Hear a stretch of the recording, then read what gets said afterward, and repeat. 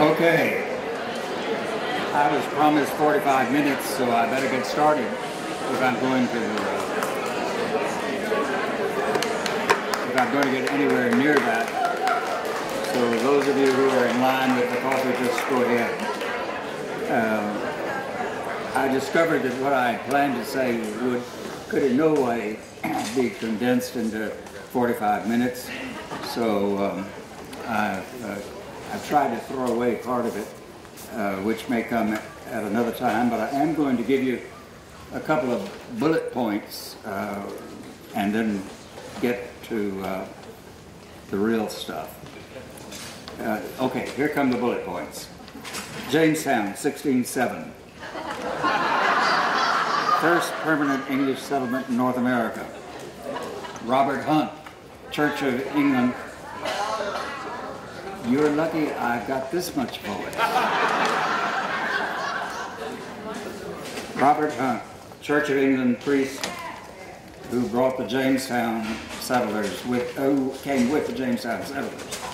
SPG, Society for the Propagation of the Gospel, that would send the best clergy to North America. 1776, American Revolution. 1835, the founding of the Missionary Society of the Episcopal Church. The great question was whether the Church of England, as it was at that time, was going to survive the American Revolution. And for at least 35 years or 50 years, it didn't. And finally, one day, it seemed as though the whole church woke up and said, well, we're going to make it after all. And they started something called the Missionary Society of the Episcopal Church in 1835. And the General Convention of the church would soon be ready to appoint the first two missionaries to foreign countries, to China and to Texas. And Texas would remain a foreign mission of the Episcopal Church until 1845, when the state was admitted to statehood. Now, those of you who went through the public school system in Texas will remember that we all got very often and liberal doses of Texas history.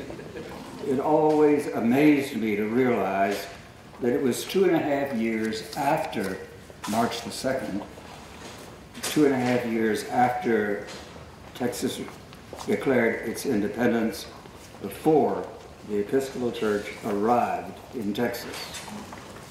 Let's face it, the Episcopal Church has never had the reputation for being there first with the most. The old joke is that the Baptist preachers walked into Texas, the Methodist pastors rode in on mules, and the Episcopalians waited until the Pullman cars were running. We customarily date the beginning of the Episcopal Church in Texas to the arrival of the Reverend Caleb Ives in Matagorda in December of 1838. 11 years after that first service in Matagorda on Christmas Eve of 1838, the Diocese of Texas was founded, and the following congregations were among the founding 6 congregations: Christ Church Matagorda, Christ Church Houston, Christ Church Galveston, Christ Church Nacogdoches, and Christ Church San Augustine. They were founded somewhat in that order. Strange as it may seem to us today, people weren't knocking each other over in order to be the Bishop of Texas. In the middle of the 19th century, Texas was still very much on the frontier, and it was a dangerous place to travel and live. And a number of people turned down the opportunity. One guy didn't want to be the Bishop of Texas so bad that he offered to pay the first year's salary of anyone who did. During the 10 years that Texas was a republic, the Episcopal Church was under the jurisdiction of several neighboring bishops. The one that I suspect I should make some mention of was Bishop Pope, who originally was offered the job of Bishop of Louisiana and the Indian Territories, and then was asked also look in on Texas along the way. And he continued to do that even after he was made the Bishop of Louisiana. It took the church in Texas 11 years to be able to found the Diocese of Texas, from 1838 to 1839. And it would take 10 more years to talk someone into coming here as the Bishop of Texas. Finally, after a number of false starts, the rector of St. David's Church, Girard, South Carolina, Alexander Gregg, agreed to become the first Bishop of Texas. He arrived here in 1859, just before the war.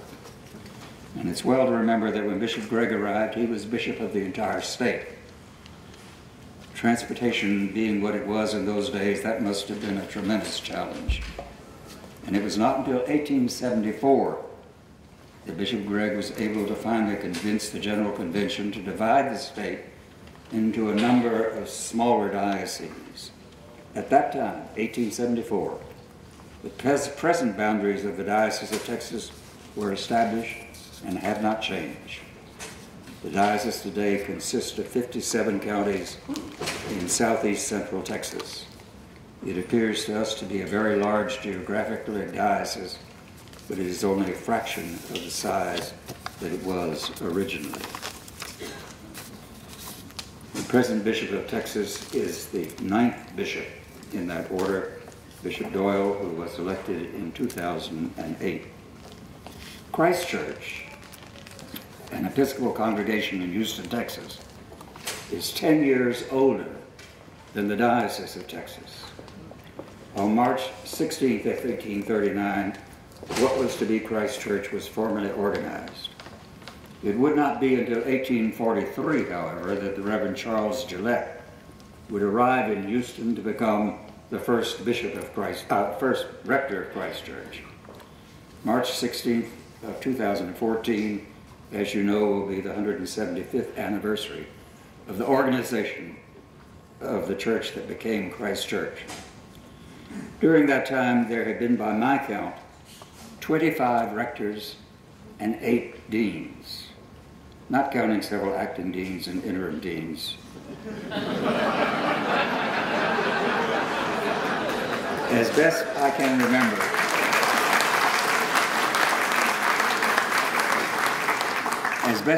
remember, although initially the recipients of this office styled themselves as rector and dean, it was at some time during Bishop Richards' tenure, and as they became more aware of their relationship to the whole diocese, that they became simply known as dean. Today, there may be still some legal documents which require them to sign as rector and dean.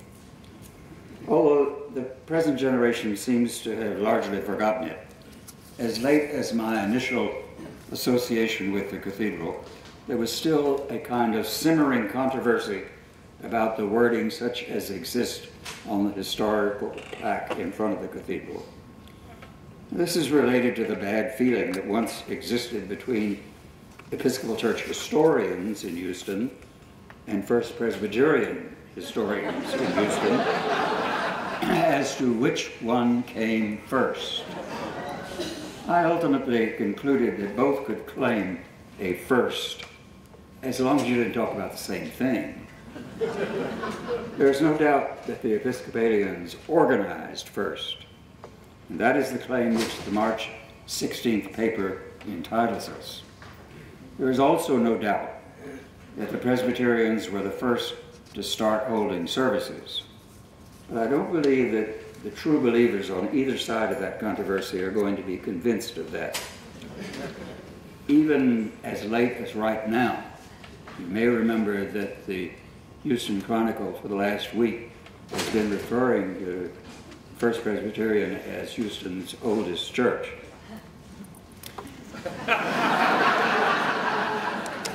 I'm going to borrow for a few minutes from Betty Ann Stead's brief history, of which you need a copy from the bookstore if you don't have one already, on the back of which is information that I'm going to quickly run through.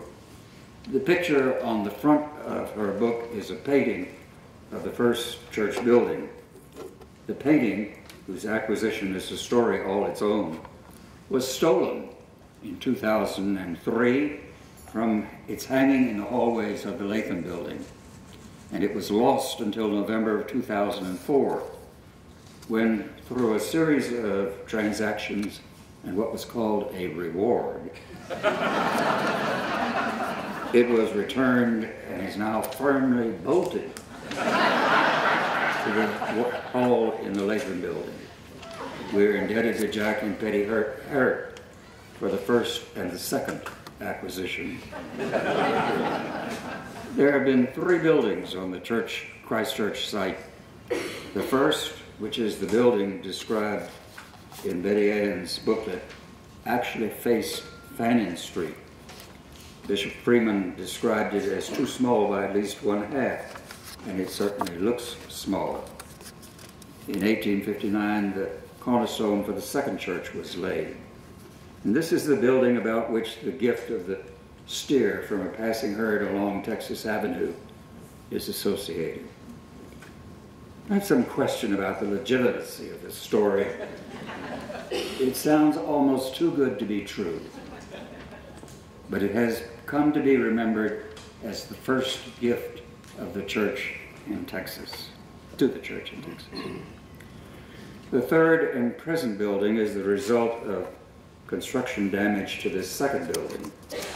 After having spent all their money on the damaging cloister and the rectory, the vestry decided to borrow funds to build the new church and notified the bishop of their intention, perhaps a mistake. The bishop was horrified and wired them to do nothing until he got there and he was coming on the next train. Protesting, Bishop Kinsolving finally agreed, and the vestry mortgaged this property for $20,000 in gold. I don't know this for a fact, but I have a suspicion this may have been another first for Christ Church, the first mortgage of church property in Texas. The first services in that building following 2 weddings were held on Christmas Eve of 1893. The story of the 1938 fire is still too well remembered by too many people to spend too much time on it, except for a reference to the roof screen. Originally intended for a Roman Catholic church, it was discovered in a warehouse by the architect and secured for the new Christ Church. However, it proved to be too tall for that building and had to be cut down to fit. Now, I was told that following the fire, there were still scorch marks that could be seen on the altar side of the screen. My eyesight has never been good enough to see that. And according to Marguerite Barnes, a Roman Catholic fireman saved the rood screen by playing his fire hose on it while everything north of it was destroyed, except the altar cross. At some time after the destruction of the furniture store, a parking garage was constructed on the site. The back wall of the garage was only 3 or 4 feet from the back wall of the sanctuary. There was a fluorescent lamp back there that was supposed to illuminate the large window over the altar, but it didn't really do much good even on the darkest night. On the day that the garage back wall was finally taken down to make room for the Jones building courtyard, the dean and I walked into the church together, and for the first time in 50 years saw that magnificently colored window that you now see every time you enter that building. Incidentally, I'm not going to tell the story of the woman in the red pantsuit.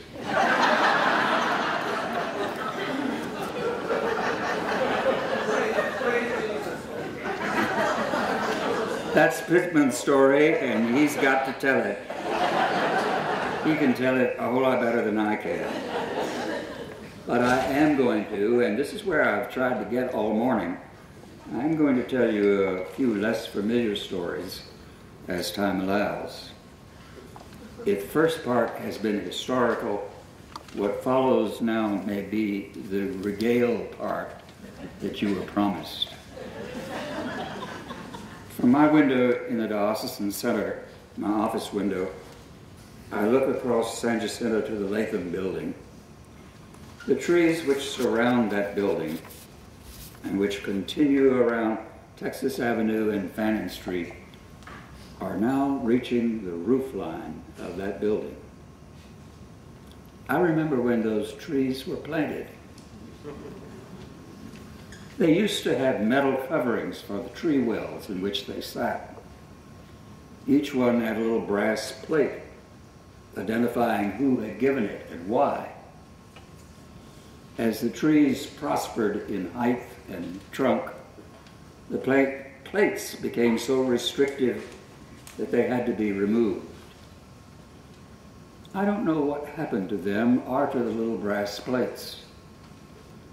That would be the kind of thing that around here would just kind of disappear one day. Maybe they're in the archives. We'll have to talk to Patty Hurd about that. When the offices of the diocese were moved to the beach house in West Alabama,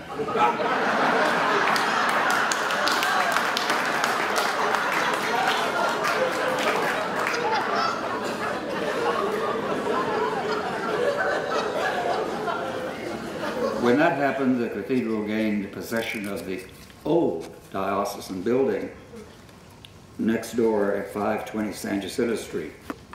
The cathedral's address even then was 1117 Texas Avenue, which used to be the widest street, the widest east-west street in Houston.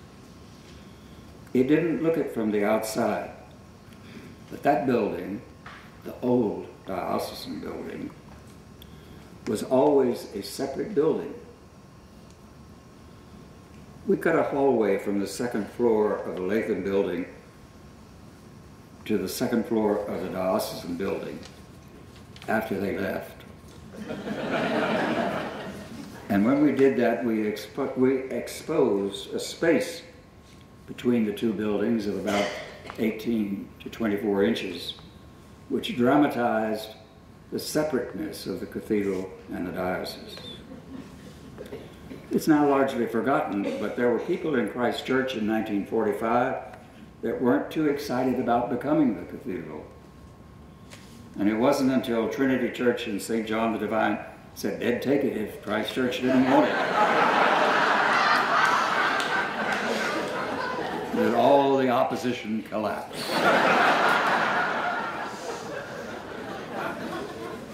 When the cathedral gained possession of the diocesan building, a great opportunity presented itself. Christ Church had only one rector, or dean, who became the Bishop of Texas and then the presiding bishop of the Episcopal Church. There is nothing but a little 8x5 plaque, plastic plaque, to demonstrate this fact. I originally said there was nothing, and just the other day I was coming from the McGehee building along that passageway, and there's a small plastic plaque like that that says you're that way to the Hines building. The diocesan building, because the diocesan building was by us immediately named the John E. Hines building, though as I said you would hardly know that today. Before the most recent renovations, as you came up, wait a minute, I looked up and I've lost my place. Before the most recent renovations, as you came up the breezeway out here from San Jacinto, there used to be a single door which led to a stairway which was the entrance to the diocesan offices when they were there. In that stairway across from the glass front doorway, there was one of those movable letter signs with letters about yay big. and they said, Johnny Hines Building.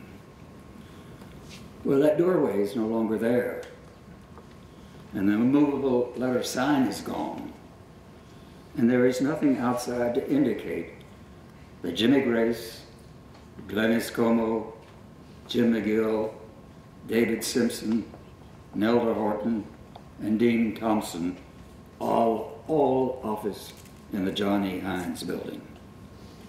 There is a faded photograph, thanks to fluorescent bulbs, a faded photograph of the bishop, but nothing else to indicate why it should even be there.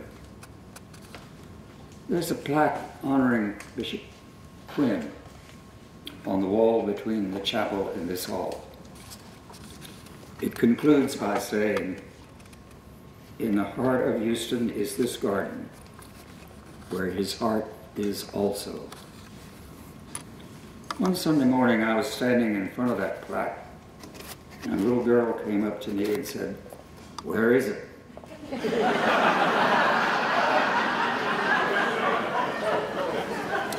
Responding with alacrity, I said, "Huh?" And she replied, "It says right there that his heart is out there. Where is it?" After looking around for someone else to respond to her and not finding anybody, I finally mumbled something that satisfied me, but probably not her, and she's still probably looking for Bishop Quinn's heart. There is, incidentally, someone buried in the cathedral close, but who and why and where I will not tell. Ardell knows because he dug the hole for the container of the ashes. And Pittman knows because he had to get down on his knees to place the container in that deep hole that Ardell had dug. And I know, and the family knows, but I'll never tell, and neither will Ardell. Because they haven't been played in such a long time, most people have forgotten, if they ever knew, that in addition to the bell in the cathedral tower, which now has an automatic ringing device, I understand, but in addition to the bell, there are also chimes. The chimes were rung by being struck with a hammer. The last person I remembered who occasionally rang hymn tunes on the chimes was Ruth Carriage's son, Ron. It was said that he also played the Eyes of Texas whenever the Aggies came to town to play football with Rice University. Anyone interested in becoming the cathedral chime ringer should contact the dean immediately. It was Ron Carriage, incidentally, who one day discovered after he had been here to practice that the large brass cross in front of the pulpit was missing. Someone had unbolted it and stolen it. The cross that is there now is a replacement of the original one and was given in memory of Bishop Richardson. Some of you may remember a church custom that was known as private baptism. This was in the days before the present prayer book, when baptisms were usually scheduled on Saturday afternoon at a time that would not conflict with the party following. The cathedral baptismal font stood in that niche in the east transept where the Book of Remembrance now sits. When the 1982 prayer book was issued, the directions were that baptism should now be held at a place in the full sight of the congregation. And we began the custom of moving the font out of that niche into the center of the choir. Now that marble font is actually in 4 pieces, 4 very heavy pieces, the bowl itself being the heaviest. And finally, the altar guild complained that every time we moved it, some of the marble decorations were broken off. And so I said to Pittman, the next time it has to be moved, let's just leave it there in the middle of the choir and see whether anybody complains. They didn't, and it's been there ever since. Though occasionally, as this morning, you may have noticed it gets moved kind of back and forth between the stairs and the altar rail. Incidentally, we did a lot of that, waiting to see whether anybody complained.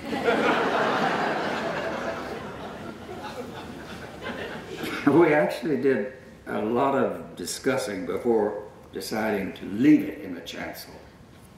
Some suggestions just weren't worth the risk. We had a liturgics professor down here one time who said that the only logical place for the font was where the eagle was. It took a little while to figure out that he was talking about the Lechton eagle. And that was one suggestion that didn't fly. A more serious suggestion was to remove the two back pews in the nave and then build a platform for the font directly in front of the World War I memorial. That one really offended a lot of people, though I was of the opinion myself that it could be rationalized as the victory of the baptized over death, or something like that. At any rate, that one didn't fly either. One day I was in the cathedral with Bill Barnard, and he commented on how dirty were the hangings behind the openings in the organ chamber. And he and I decided to take them down and have them washed. The only difficulty with that idea was that the material was so old and so dirty that it just sort of crumbled into pieces when they were removed. It was being held up by the dirt. Well, I said, I like the idea of being able to see the pipes. Let's just not replace the curtains and see whether anybody complains.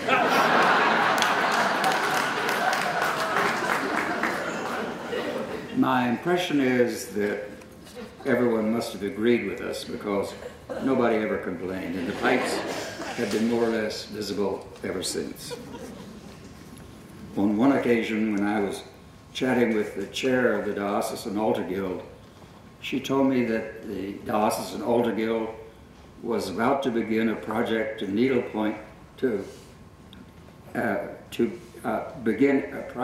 furnish needlepoint kneeling hassocks with the names and symbols of all the diocesan congregations to the chapel of the then new Episcopal High School.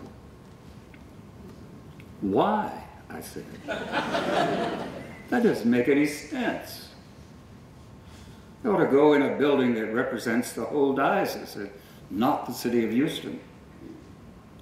And that splendid idea was immediately agreed to, and so today, most of the pews in the cathedral have those kneeling hassocks identified with congregations of the diocese. Again, somebody needs to talk to the dean about catching up on all of the congregations that have been added to the diocese since that original project. One day, when a member of the Altar Guild was busy in the sacristy, and Eldridge Cleaver, longtime cathedral sexton, was busy vacuuming the red carpet which used to be there, a woman sitting in one of the back pews shot and killed herself. She apparently had no connection with the cathedral, as there is no record of her name. On another occasion, a vagrant fell asleep in one of the pews and was unaware that the building was soon going to be locked, until that is he tried to get out, and then discovered that all the doors were locked. In his desperation to get out, he found a folding chair and then proceeded to smash the bottom panel of the stained glass window on the patio side, the garden side, on the far south end of the nave, only to discover that outside the stained glass window was a sheet of plexiglass. Now, I'm not sure how or when he got out, but if you examine that window today, you can easily tell the difference between the main panel and the replacement bottom section. On the Fannin Street side of the Cathedral building, there is an offset between the tower and the transept. Years ago, I began to refer to this area as a kind of secret garden, because hardly anyone other than the art crew knew it existed. Hardly anyone ever went there. Today there are 2 stone benches there. At some time, a benefactor, unknown to me, though I do have some suspicions, found a suitable antique bird bath for that area. There is a plaque there at the base of the bird bath which indicates it was given in honor of my ministry at the Cathedral.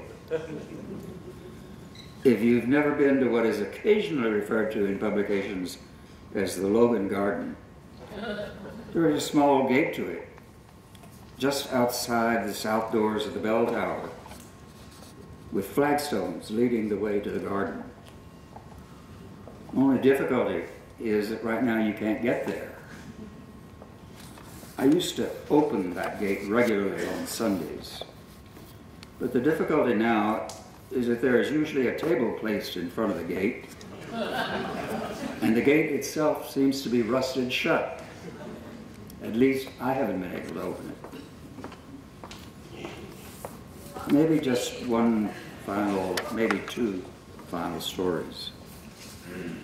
That sometime after we had talked for months about celebrating the Eucharist from behind the altar, facing the congregation, we finally decided to do it. That is, move it. This time, the news about that project got out ahead of time, as it had been fully discussed by the Liturgy Council. And talk about stuff hitting the fan. Gone was the strategy of do it first and discuss it later. The telephone calls and the stories that circulated, you would not believe.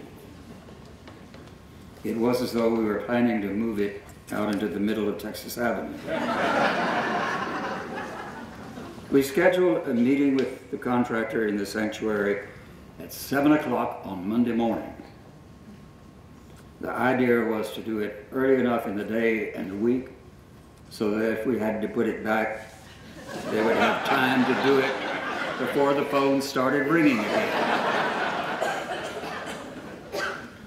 I remember being a little surprised when it was finally detached, that it didn't have a back to it. The back that it had was the bottom of the reredos behind it.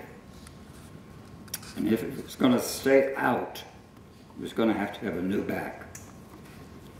And so that morning we kind of jiggered with it, moving it forward and backward to see what looked best, and finally decided on its present location. 18 1/2 inches from the reredos. I'm not aware that this has ever been a problem to anyone other than Bishop Sterling, who always had to sort of walk sideways when he was behind the altar. The decision that morning was that it looked good. And from that time on, it's been right where it is today. Of course, from the nave you couldn't tell whether it was 18 1/2 inches from the reredos or flat up against it. The contractor was directed to fabricate a new back, and we waited until Sunday, or the news got around to see what the verdict was. They liked it. That was another possible explosion which didn't go off. And finally, one of my favorite stories about the cathedral is the one about the man who took up residence in the Latham building. For some time, the office personnel on the second floor had noticed a man coming up the stairs and going into the auditorium. Being good Episcopalians, they never spoke to him, of course.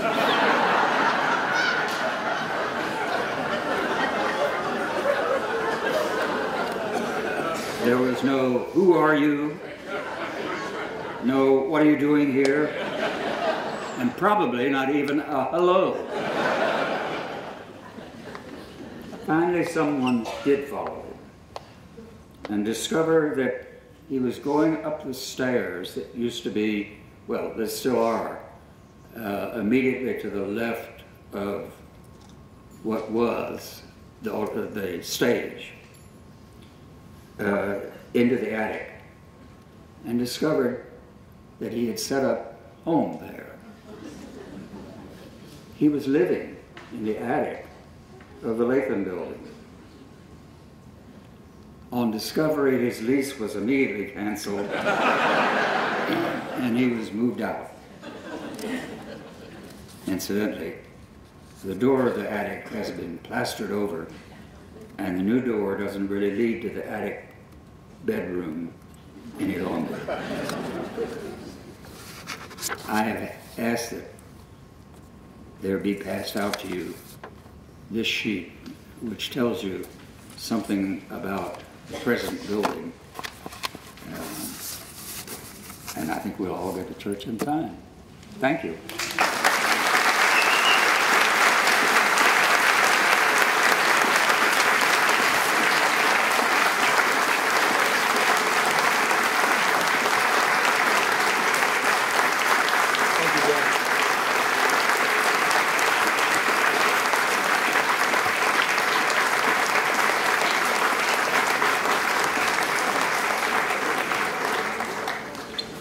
For those who were not able to meet and greet them on your way in as you head to church, know that Mary and Walter Taylor, Joe Reynolds, and Pittman McGehee are all three here this morning. They'll all be present along with Bobby and Elizabeth this evening. Jill Thompson's here too, which I should always mention. And so it is just my honor and pleasure to have not only John Logan, but all of my predecessors here as well. And I will see you in church.